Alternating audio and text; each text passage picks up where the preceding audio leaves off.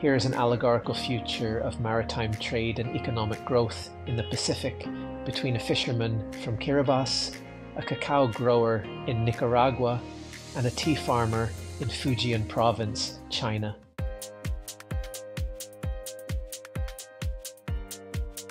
In the very near future, when maritime trade between China and Latin America routes through Pacific islands along the equatorial currents, representatives from Kiribati, Nicaragua, and Fujian meet at an investment and trade conference in Fiji and discuss their unique goods.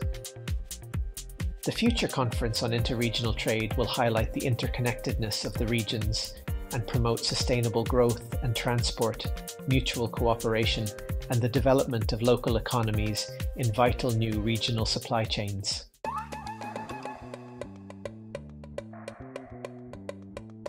At this meeting, Tui, representing a fisher family from a remote island in Kiribati, is known for his bountiful catches of snapper and tuna.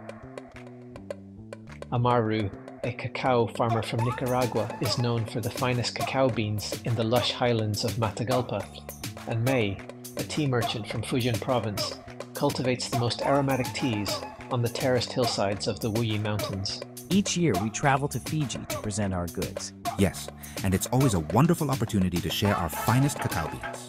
And of course, to introduce everyone to the exquisite teas from Fujian.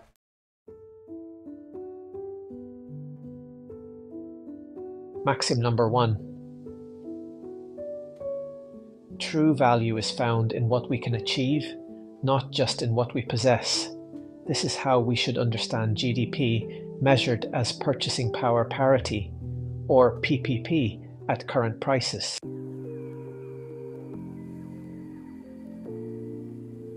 At the Pacific Interregional Trade Conference, the three traders began to discuss their prosperity. With 10 kilograms of my tea, I can trade for 2 baskets of your fish, Tui, or half a sack of your cacao, Amaru. Surely my business is the wealthiest, for our tea is valued highly everywhere. Perhaps in your market, May, but in my islands, I can trade my fish for nearly all that I need to sustain my family throughout the year. The price of tea might be high, but with just a few baskets of fish, I can acquire all the goods and services I require. And in my province, though cacao might trade for less than your tea may, it provides us with a rich life. With a single sack of cacao, I can buy not just fish or tea, but also tools, clothing, and other necessities for my village. Our currency may seem smaller in value, but it stretches far in our daily lives. How can it be that with less money you live just as well?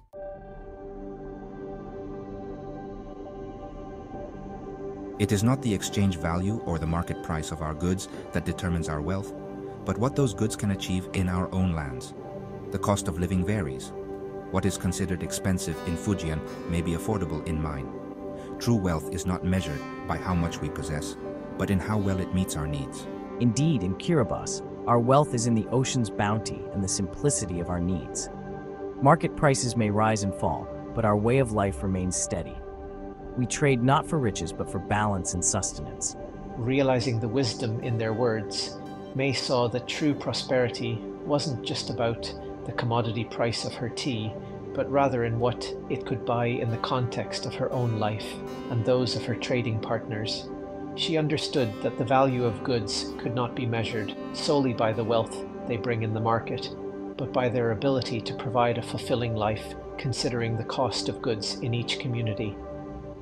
And so, the three traders returned to their homes with a new understanding. The true wealth lay not in the fluctuations of market prices, but in the everyday realities of life, balanced by what each could provide within their own homes.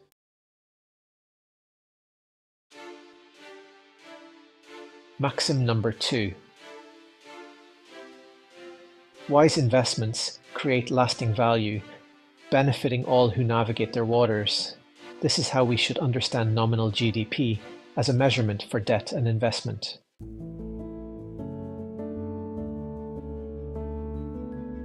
As maritime trade between China and Latin America expanded, ships carrying tea, fish, and cacao increasingly passed through the Pacific Islands, guided by the equatorial currents. Sensing an opportunity, the businesses of Tui, Amaru, and May decided to invest in building a modern port on one of the central islands in Kiribati, envisioning it as a gateway for greater interregional trade. At their annual meeting in Fiji, the three traders, Tui, the fisherman from Kiribati, Amaru, the cacao farmer from Matagalpa, and May, the tea merchant from the Wuyi Mountains in Fujian, gathered to discuss the implications of this new development. Our families have decided to invest in this new port, believing it will become a critical hub for our trade routes.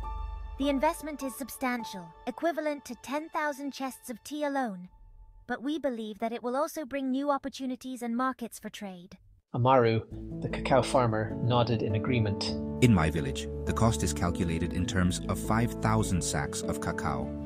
While this is a heavy price, our families argue that the port will not only increase our trading capacity, but also attract new infrastructure for transporting our goods. Tui, the fisherman, added, On our islands, the investment is worth 20,000 baskets of fish, a significant amount for us. But the port will provide greater access to infrastructure, attracting ships and tourists alike. With this new port, we will be better equipped to develop our own technologies to mitigate against climate change, allowing us to stay in our homes.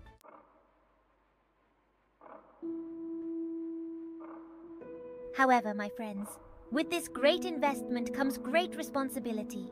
We have also taken on new debts measured in our valuable goods. For our families, the debt is equivalent to 15,000 chests of tea.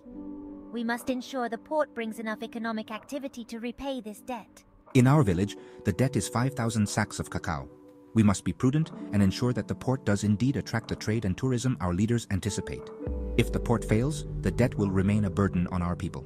And for us, the debt is 30,000 baskets of fish, a heavy burden if the port does not succeed. But if managed well, the port can increase our wealth, not just in terms of goods, but in the quality of life and opportunity for all our people.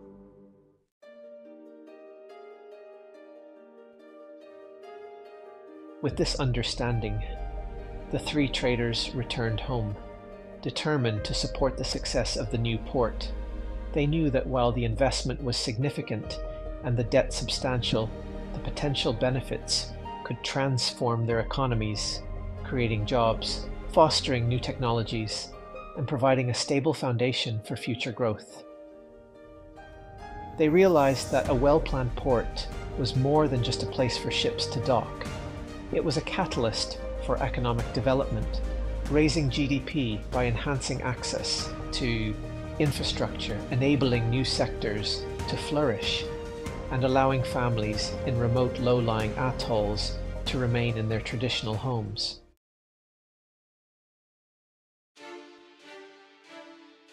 I hope this helps to clarify our understanding of the difference between measuring out national accounts as a value of what people can purchase and the value a country has for investment, which, by the way, is the determinant of how much debt a country can retain. For developing countries, the debt threshold is usually 60% debt to GDP, and for the advanced OECD economies, the debt threshold is 90% debt to GDP. The US dollar, as the international trade currency, for better or worse, has a special role. While US debt should be below 90% after the financial collapse and the rise of the BRICS economies, the US debt to GDP has ballooned to 110% debt to GDP. But that is another video.